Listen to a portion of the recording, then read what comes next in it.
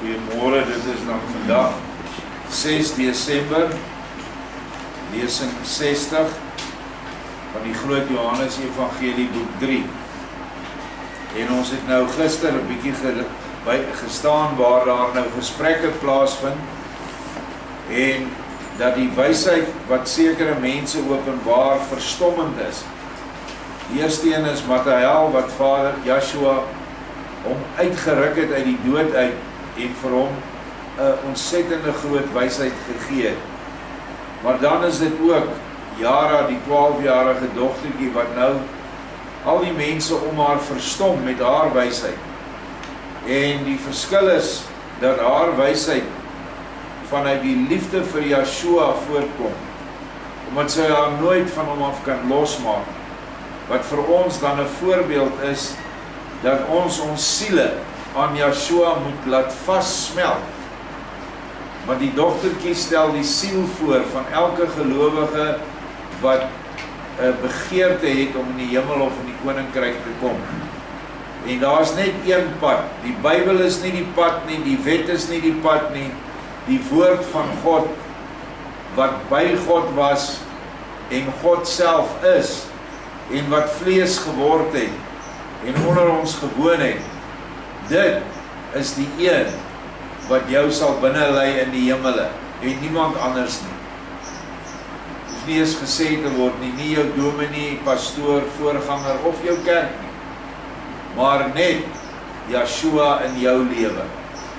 As jy sy woorde wat hy vir ons uitgespreek het, nakom en doen. Nou Helena, die koninginsdogter, wat nou baie mooi les van Jara gekry het, sê, dit was 'n waar woord. Maar jou opskrif is die regte wysheid, verskaf die regte middele. Onthou die skrif, die Bybel sê, daar's twee wyshede in die boek Jakobus se brief, die wysheid van bo en die wysheid van onder. Nou die wysheid van bo verskaf die regte middele.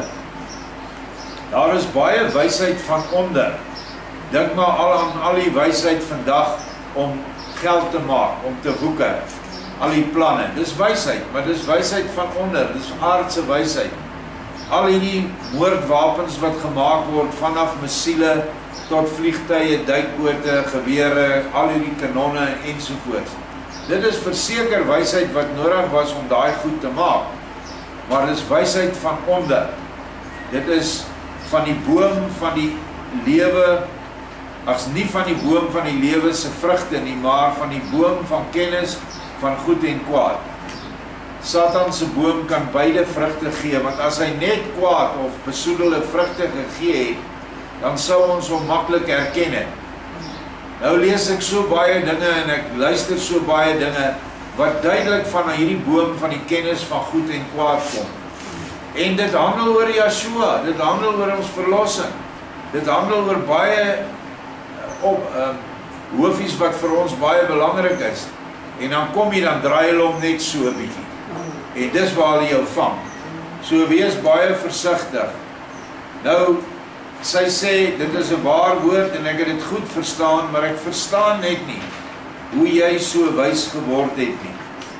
Nou sê Jara, die 12-jarige dogtertjie, dink maar nie daaraan nie, want dit is 'n saak van die Meester, wat die mense afhangende van hulle moontlikhede, verskillende gawes van barmhartigheid gee, net soos 'n saaiër die saad by hulle op 'n geploegde akker uitsaai. Daar waar die saad op goeie bodem val, bring dit ook maklik en vinnig baie vrugte voort. Ek glo dat jou hart ook 'n goeie akker is. Helena sê, dit sou wel so moet wees, maar ek het te lank in die blinde heidendom geleef, dat het nog altyd in my echo, soos 'n sleg gestemde snaar op 'n windharp.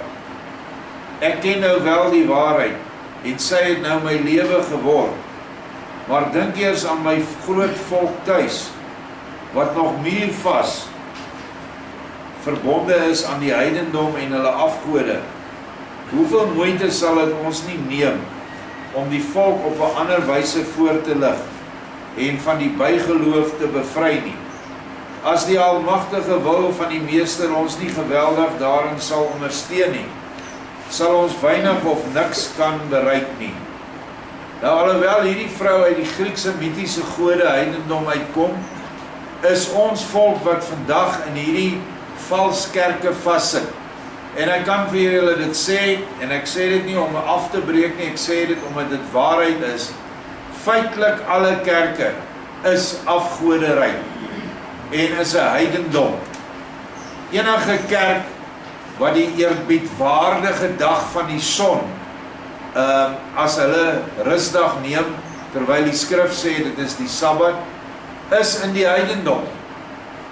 Enige kerk wat afgode feeste soos Paasfees en Paashasies en Hotkrasbansfeeste vier en Kersfees of Kersfees, al daardie heidense gebruike maak dat die inwoners of die lidmate van daai kerk as heidene geklassifiseer kan word. Hulle het so 'n bietjie van Jesus, maar hulle sê hulle aanbid 'n Vader, maar dan kom daar aan die einde van die jaar, 25 Desember, so 'n lang witbaard, rooi geklede Vader uit, wat hulle ook almal Vader noem. Vader Kersfees. Terwyl die woord duidelik sê, moet niemand op aarde julle Vader noem nie, maar slegs hy wat in die hemele is. Al hierdie heidendom wat ons volk aanhang, gaan maak dat hulle moeilik die begrippe wat ons nou al reeds onder die knie het, gaan aanvaar. Soos een begrip wat ek vanmôre gesê, die Bybel is nie die woord van God nie. Jesus, Yeshua, is die woord van God. Die Bybel bevat net so 'n klein bietjie van die ware woord van God, want die woord van God was nog altyd daar, is oneindig. En as jy dit nie gaan glo nie, gaan jy nie in die hoogste ligryke beland nie. Jy gaan moontlik nie hel toe nie, maar jy gaan 'n baie swaar pad hê aan die ander kant. As net hierdie begrippe baie duidelik verstaan. Jara sê vir haar, ja, maar jy en jou vader was tog ook heidene, en desondanks het dit werklik nie soveel moeite en werk gekos om julle tot die suiwer waarheid oor te haal nie.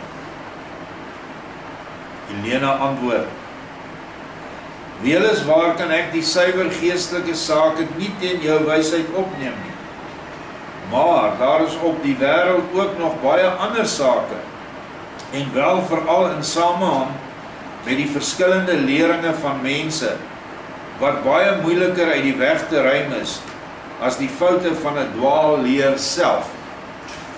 Nou ja, wat sy hier sê, wat ons nou in ons huidige tyd, die moderne tyd kan waarneem, is dat die kerke het verbastering goedgekeur, al hier in die 80er jare, was dit nie meer 'n sonde nie, en die wette wat huwelik tussen verskillende rasse in hierdie land verbied het, is opgehef, en later aan het hulle ook homoseksualisme en lesbianisme het hulle ook opgehef, die verbod daarop. En dit is die gewoonte en gebruike wat nou algemeen raak, omdat die heidendom waarin hulle was, vir hulle hierdie inspraak gegee het, duidelik 'n gees van misleiding en nie die gees van waarheid nie. Want die gees van waarheid sal nooit teen die skrifte gaan nie. Nie teen dit wat in die Bybel geskryf is, byvoorbeeld in die wet nie, dat sodomie 'n sonde tot die dood is. En nou kom hierdie gees wat in hierdie kerke heers, en hulle hef dit op. En baie ander gebruike word opgehef. Jy kan net na die sedelike verval kyk van ons volk. Kyk hoe mense in die oggende partykeer na kerke toe gaan, geklee soos hoere wat op pad is na 'n bordeel toe. Ek het dit selfs in hierdie gemeente gesien. Die mens raak heeltemal onkuis. Daar is nie meer gebruike wat die mens kuis wil hou nie. Die kinders wil ook nie. Hoe minder klere hulle kan aantrek, hoe beter. Hoe laer die bors, hals oop is, en hoe korter die rokke, hoe beter. En die ouers laat dit maar net toe, want dis mos nou die gewoonte. Ons is absoluut in hierdie voorbeeld wat hier genoem word, is ons as volk vasgevang. Dank Vader, ons wat hier sit, meeste van ons het dit gesien en ons rug daarop gedraai. En ons is weer terug by Vader se orde. Eerstens kry jy met die priesters te doen, in ons tyd met die predikante en die pastoors, wat die godsdienst so ingerig het, dat hulle die meeste profijt daaruit maak, en goed daarvan kan lewe. Die tempels of kerke vra baie aandag, en gee werk aan baie kunstenaars en handwerkers, en verder is daar nog dienaars en knegte. Al hierdie mense lewe van die tempels, en sal by die ophef daarvan, hulle inkomste en brood verloor. Wat sal dit wel sê? En dit is so, as jy na die prediking luister, en ek is my baie lanklaas in 'n kerk gewees, maar ek kry baie mense wat hier aankom, wat nog gister en eergister in kerke was. En hulle sê die hooftema van die predikante en die pastore is geld. Dis die hooftema. Hulle is so erg dat as jy intrek in die gebied, dan is daai NG Kerk se ouderling dadelik by jou. Of die ander sisterskerke. En 'n vriend van my wat hier in Valhalla was, sê hulle was sommer daar dadelik met 'n faktuurboek. Vra hom hoeveel hy verdien, toe faktureer hulle om 'n tiende daarvan. En wee jou as jy dit nie gaan betaal nie, dan gaan hy jou na die hel toe verwys. Of na die hel toe stuur. So dit is hoe dit vandag gaan. Die kollekteblikkie is die belangrikste oomblik in daai kerk se diens. En as hulle jou nie daar genoeg gevang het nie, dan vang hulle jou by die deur. Ek het altyd gewonder, hoekom nou stuur hulle 'n blikkie om, en dan by die deur staan die ou weer met sy bakkant. Maar dis net om nog 'n ekstra paar pond uit jou uit te wurg. En niemand vra waar daai geld heen gaan nie. O, as jy Pick n Pay toe gaan en jy koop 'n item daar en daai item is nie reg nie, dan is jy dadelik daar en jy eis die produk moet vervang word of 'n ander ene of reggemaak word. Maar die kerkmens gee net sy geld en hy gee nie om waar dit gebruik word nie. Hy vra ook nie daarna, want hy vertrou hierdie profijthandelaar, hierdie huurling, wat nie 'n huurling van Vader is nie, want hy het nie huurlinge. Hy is 'n huurling van die teenstander. En jy gooi jou geld vrugteloos in 'n mandjie in waar jy geen seëninge van kan verwag nie. Dit is ongelukkig so. Weereens sê ek nie alle kerke is so nie, daar is kerke wat mooi versorging doen vir hulle armes in hulle omgewing, en ek praat nie met hulle nie. Ons praat van die wat se predikante in die nuutste modelle karre ry, die vrou ry ook haar eie ene, en hulle bly in die spogbuurte van die omgewing, en dit gaan net oor hulle self. En so was dit al 2000 jaar gelede in die heidendom en in die tempel in Jerusalem. En die vrou getuig nou daarvan. As 'n mens, vers 7, hierdie mense moontlik is nou die wat almal afhanklik is van die tempel, 'n ander inkomste sou kon gee, sou dit miskien 'n en ander beter en makliker gaan. Maar waar moet jy in 'n land wat nie so groot is nie, so vinnig vir duisende 'n nuwe bron van inkomste vind? En waar vir soveel mense brood vandaan haal? Vir 'n paar dae sou ons dit nog wel kon doen, maar vir jare aaneen, waar moet jy dit vandaan kry, as jy ook nog goed en redelik wil bly? Duidelik is Helena se beredenerings nog baie aards gebonde, en het sy nog nie gedink daaraan, dat hierdie is probleme wat by Vader hoort, en hy los hierdie probleme op. Nie ek en jy kan dit doen nie. Vers 8, bovendien besit die priesterdom die grootste vertroue van die volk, en staan daarby nog hoog in aansien. Presies soos by ons volk. Moet net nie die predikante en die pastore aanvat nie.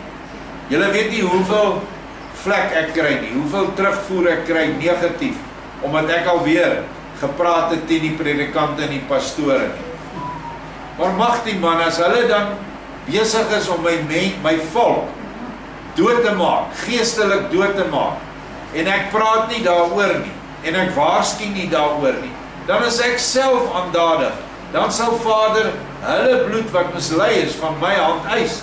Hy sê dit in Esegiel. So ek mag nie anderste as om te waarsku nie. En wanneer jy in so 'n situasie is, of in so 'n kerk is, kyk, vind uit, maak seker, dat die kerk dit doen wat hulle veronderstel is om te doen, wat is om die noodlydendes te help, die behoeftiges te voed, te klee, te besoek. Dit is wat die skrif sê. En as hulle dit nie doen nie, moenie jou geld in daai bordjie gooi nie.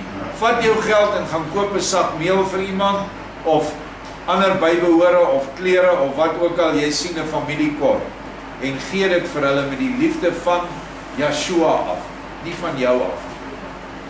Dan doen jy 'n baie goeie ding vir die koninkryk, en vir jou siel. Bose priesters hoef daarom die volk maar net te sê, dat die gode ons vervloek het, en dan kyk ons maar of ons nog heelhuids uit ons land gaan kom. Kyk vriendin, dit is sulke sake wat ons baie aan die dink sit. Soos gesê, slegs die wonderbaarlike hulp van die meester sal raad kan verskaf. Hier kry sy daarom die erkenning. Nou presies het in ons land dieselfde ding gebeur. Bose priesters, bose predikante, het die politieke leiers mislei. Almal dink die politieke leiers in ons tyd, toe ons blankes nog oor ons regeer het, was die misleiers. Nee, die kerkleiers was die misleiers. En ek gaan weer hierdie verhaal ophaal, want dit is 'n belangrike punt in ons geskiedenis, wat oorlede oom Adrian Snyman opgeteken het nadat P.W. Botha dood is. Hy was bevriend met hom, en P.W. het gesê, jy mag eers hierdie goed publiseer wanneer ek dood is. En P.W. Botha, die eertydse president, sê, hy roep eendag, by 'n baie belangrike kruispunt van sy lewe, roep hy die 3 hoofde van die sisterskerke in. Ek dink, wat noem hulle self? Moderators. Van die NG Kerk, die hervormde kerk en die gereformeerde kerk. En hy sit, laat hulle daar sit, en ons weet hoe hy is 'n kort af man, hy sê, ek los julle vir 'n halfuur. As julle vir my sê dat julle uit die Bybel uit vir my kan sê dat apartheid 'n sonde teen die mensdom is, dan draai ek vandag om, en dan sal ek doen wat die wêreld vir my sê. Wat op sigself 'n patetiese standpunt is van 'n volksleier. Want jy behoort daarom in jou lewe die Bybel te gelees het en gesien het, dat die Bybel regdeur van Alfa tot Omega gaan oor afsonderlike, aparte volke wat leef, en nie mag vermeng het met die ander volke nie. Binne 'n halfuur is hy terug, hulle sê vir hom, al 3 van ons is eens. Apartheid is 'n sonde teen die mensdom. Nou, apartheid is 'n sinoniem vir heiligheid. En heiligheid kom honderde en nie duisende kere in die Bybel voor in sy vorme. Heilig, heiligheid, heilige ensovoorts nie. En toe vat P.W. Botha die raad van hierdie sisterskerk, want dit is waar die groot deel van sy volk sit vas in daai tempels. En toe draai hy. En die gevolg was dat ons land oorhandig is aan 'n boosaardige nasie, wat glad nie eers 'n kultuur het nie, nog minder 'n godsdiens, en absoluut kommunisties en godhatend is van natuur. Dit is wat die kerk gedoen het.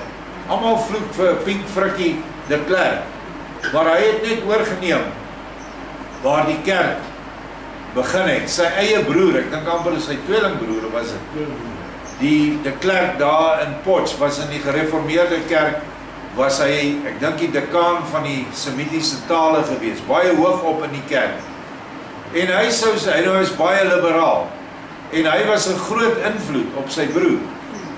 So die kerk is oral waar ons in die volk die struikelblokke gesien het, waar die volk geval het, en waar die kerk nie betrokke is, was nie, kan ons sien dat Vader se hand daar was, soos by Bloedrivier. Geen kerk was daar nie, die kerk het die voortrekkers onder die kerklike tug en ban gesit, en in die Kaap agtergebly. By die paardekraal gelofte en die oorwinning van die eerste Vryheidsoorlog, was die kerk nie teenwoordig nie. Hulle het daai ouens wat wapens opgeneem het en 'n gelofte gaan aflê, rebelle en ketters teen die regering verklaar. Die regering van Engeland, want onthou Engeland het reeds toe Transvaal oorgeneem gehad. So wanneer die kerk nie teenwoordig is nie, dan kom die oorwinning en die eerste Vryheidsoorlog was weer 'n bewys. Ons almal wat die kerke verlaat het al baie jare, ek dink ek is nou omtrent 35 jaar of nee, nog langer as dit, uit die kerk uit, en ons voel die seëninge van Vader elke dag. Elke dag. Toe ons begin het, was ons maar omtrent 10, 15, hoogstens 20 mense wat bymekaar gekom het. En daai kerk met die 3 kruise hier in die pad af, daai NG Kerk, die karre het tot in die pad gestaan, daar was duisende mense. Nou is ons gemeente, kom ons dan op 'n Sabbat so 80 na 100 bymekaar, en daai gemeente het die predikant self vir my gesê, hy sukkel om 50 mense op 'n Sondag daar te kry. So, dit is maar net wat gebeur as jy die waarheid verruil, verleen. Op die ou einde sal die volk wat opreg is, die leuen gewaar word en uitstap. En dit is hoe ons die stryd moet aanvat. Dit help nie ons sê ons gaan nou al die kerke bom nie. Daar was baie ouens in my gemeente wat die kerke wou bom, wat die predikante wou se muur doodskiet. Die een ou eendag sy pistool so voor my neergesit het, hy sê ek gaan dit nou doen. Toe sê hy vir my, trek jy en jou hond nou van die plaas af en gaan doen wat jy dink jy moet doen, maar nie onder ons naam nie. Want dis nie die pad nie. Waar ons die Baaltempels moet afbreek is met waarheid. Dit is ons wapen. Want die leuen kan nie staan teen waarheid nie en sal uiteindelik moet soeg voor die waarheid. Dit vat lank, weet. Nou, vers 9 sê sy verder, dit sal moeilik wees om hier in die Joodese ryk die suiwer lig uit die hemele te vergroot, omdat die ou leer van Moses te veel ondergesneeu is met onwaarhede en bedriegery, waardeur die priesterdom te ryk geword het en nou te goed leef. Tevens speel die priesterdom dit altyd baie goed om gemeene saak met die maghebbers te maak, kerk en politiek, en van hulle self vanweë allerlei politieke redes onontbeerlik te maak. Ek onthou die plakate in 1993, dit was die laaste keer toe ek persoonlik gestem het, en dit was 'n referendum, ja vir oorgawe aan die ANC kommuniste, of nee, ons gaan voort op ons eie. Wat nou natuurlik met 'n oor 2/3 meerderheid ja gestem het, maar vandag as ons terugkyk, weet ons dat hulle bedrog gepleeg het, en daar was plakate die hele Pretoria vol. Ja is 'n stem vir die Here, en nee is 'n stem vir die duiwel. Daar kom die kerk in en hulle speel in die politieke hande van die politici wat hulle op daai pad geplaas het. Hulle, die kerk was verantwoordelik dat hulle die pad van oorgawe geloop het. Die pad waar ons hoogste regeringsvorming, die parlement, nou nie meer geopen is in die naam van die Vader, die Seun en die Gees, maar nou geopen word in die naam van elke denkbare afgod onder die aarde. Voorvadergeeste, sangomas, toordokters loop daar rond met bloed wat hulle sprinkel op die vloer van die parlement. Dan het jy nog die Indiese afgode, die kleerlinge se afgode. Al hierdie afgoderry het nou in ons land se hoogste strukture ingekom. Die Bybel praat van die poorte. Jou poorte is waar jou regeringsleiers sit. En jou geestelike leiers sit ook in die poorte. En ons het nou alles verloor. Presies wat hierdie vrou hier sien. En die ou Christen leer, die leer wat Joshua uitgestuur het met sy 12 apostels, is deur die Romeinse kerk gekaap en is ondergesneeu met onwaarhede en bedriegery. En die priesterdom het skatryk geword. Veral die Rooms-Katolieke priesterdom. Dit is die rykste instansie in die wêreld. Dit is die instansie wat die meeste grond besit in die wêreld. En in hulle skatkamers waar niemand kan ingaan nie, is daar skatte wat seker al die miljoene mense vir nog 1000 jaar sal kan voed. Maar dit word nie uitgehaal om goeie werke te doen nie. Dit word gebruik om regerings om te koop, om finansiële instellings om te koop en alles wat vandag nog op hierdie aarde gebeur. So, ons is in dieselfde tyd as hulle, net baie erger. Vers 10. Daarvoor gee die maghebbers, dit is nou die presidente en konings, die priesters, gewoonlik te veel vryhede en voorregte, waarmee hulle dan die blinde volk deur allerlei trucs gou vir hulle inneem, en waardeur die maghebbers uiteindelik die spel moet saamspeel, om nie alles te verloor nie. Onder hierdie omstandighede is dit moeilik om hoof van 'n volk te wees. Uiteindelik moet 'n mens selfs bly wees, dat 'n mens nog kan en mag hoof speel, hoewel 'n mens dit in werklikheid lankal nie meer is nie. Kyk net na daai blinde volk in Amerika wat deur hierdie groot pastore mislei word met triks, waarin miljoene mense sit in daai kerke vas. Dink aan die verkeerde leiding dat die Amerikaanse volk vir die Jode moet lief wees om gered te word. Feitelik die hele Amerikaanse bestuur en hoofde is Rooms.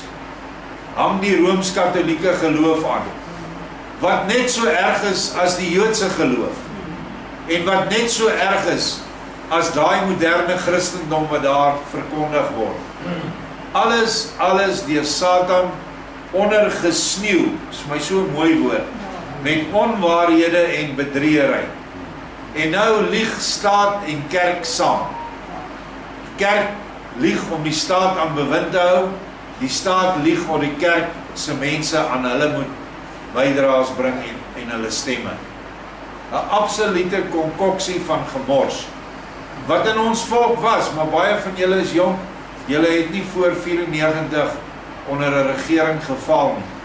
Dit wat ons nou het, is somme stryds, is net 'n bose, godlose, kommunistiese drek. Wat iemand nog vir my sê, ons president, dan wil ek hom sommer iets aandoen. Hy is niks van ons nie. Hy is nie eers 'n waardige president vir sy swart vel volk nie. So, ons is oorhandig aan die kloue van Satan, toe ons self ons mag opgegee het.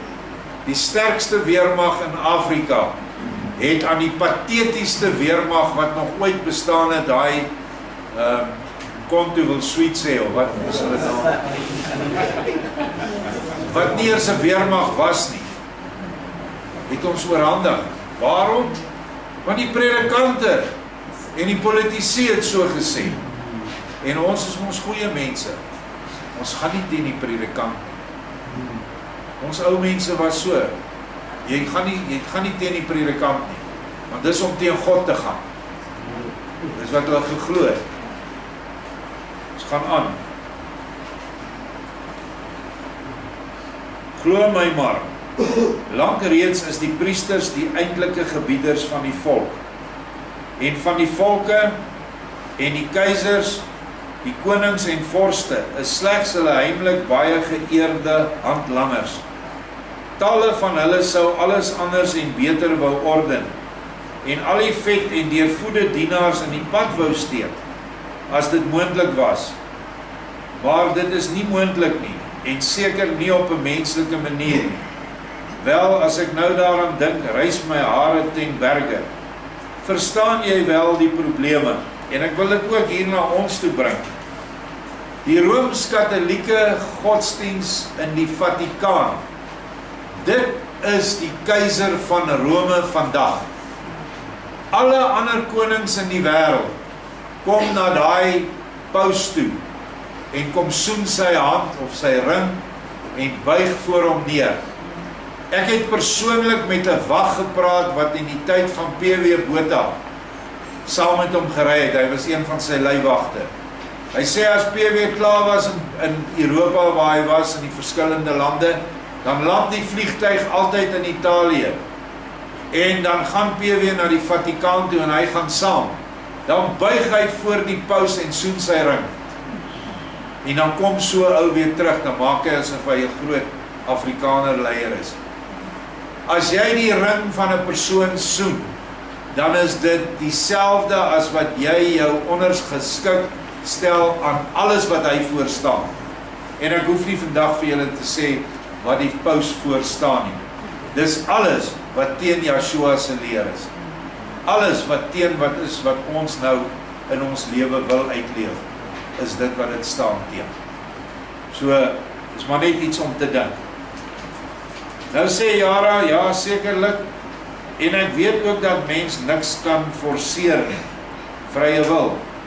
Maar waarmee jy ook deeglik rekening moet hou is, dat wat vir ons mense baie onmoontlik is, by Elohim of God en met sy hulp baie goed moontlik kan wees. Doen jy daarom maar soveel as wat jy kan, en laat al die ander oor aan die meester, dan sal alles wel die gewenste goeie doel bereik. Daarby het jy Mathael, wat deur die meester voorsien is van baie wysheid, krag en mag, en sy byna ewe wyse en magtige metgeselle. Hulle almal sal dit mettertyd ook wel bereik, en daarom kan jy nou ook baie gerus wees.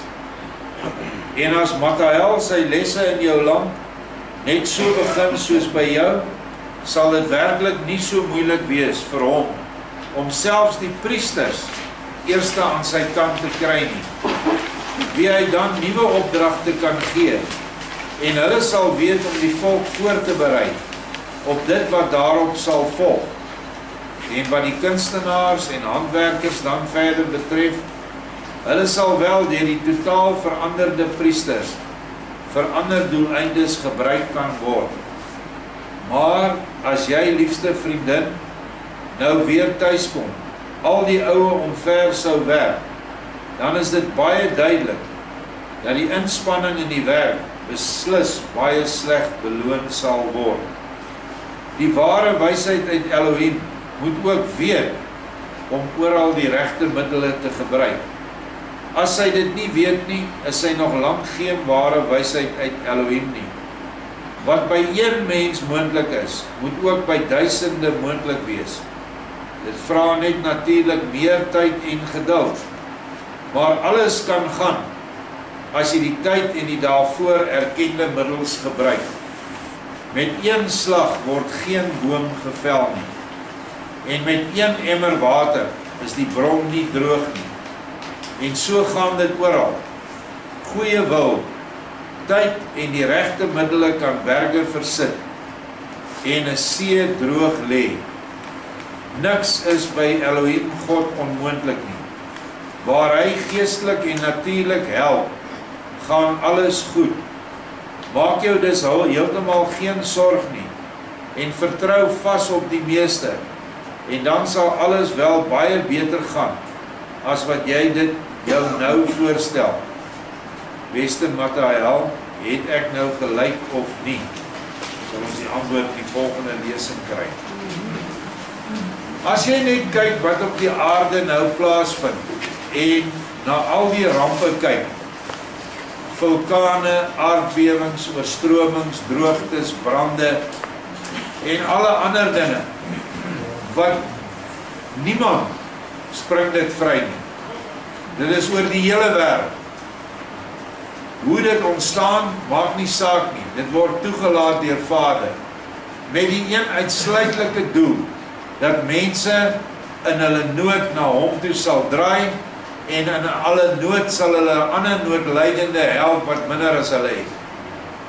Dink maar aan ons land, toe die kommandostelsels ontbind is en ons op die oop veld gegooi is, toe het hierdie swartes met mening ingestorm en plaasmoorde op plaasmoorde het plaasgevind. Wat het toe gebeur? Die boere het self onder mekaar het hulle buurtwagte opgestel en het hulle in die nag 'n paar uur van hulle nag opgeoffer om hulle medemens en die ou mense in hulle gebied te help. Dit was 'n gevolg wat baie goed was vir hulle sielse instelling, wat nie sou gebeur het as die volk nie aan die swartes oorgegee was nie. So uit die slegte bring Vader altyd die goeie voor, maar dit vat tyd. Ons is nou 30 jaar onder hierdie swart oorheersers, al 'n bietjie meer dink ek.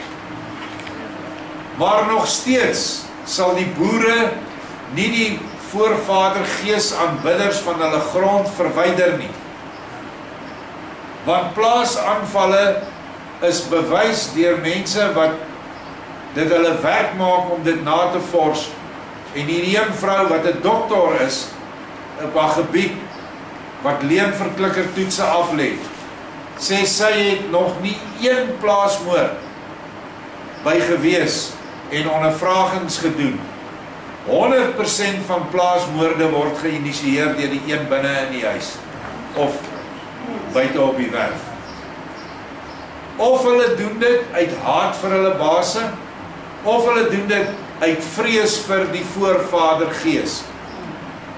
Want die boosaards, die kommunis kom en hy bring 'n sangoma saam, want hy weet, hulle is doodbang vir die sangoma wat hy kan doen. En interessant, hy kan nogal baie doen. Hy kan bose geeste na hierdie kaya toe stuur of hierdie stroois en hulle kan verskriklik gepla word deur plaaggeeste of soos hulle dit noem die tokkelos. En dan sê hulle nog vir hulle, ons sal jou kind doodmaak. Jy moet ons sê, waar is die baas se sleutels, wanneer ry die baas weg, watter tyd gaan hy kerk toe, wanneer is hy terug, ensovoorts, ensovoorts. Dit terwyl byna 1 miljoen mense van die Afrikaner nasie nie werk het nie. Maar ons boere klou vas aan dit wat hulle het. En dit is die hoofoorsaak van plaasmoorde.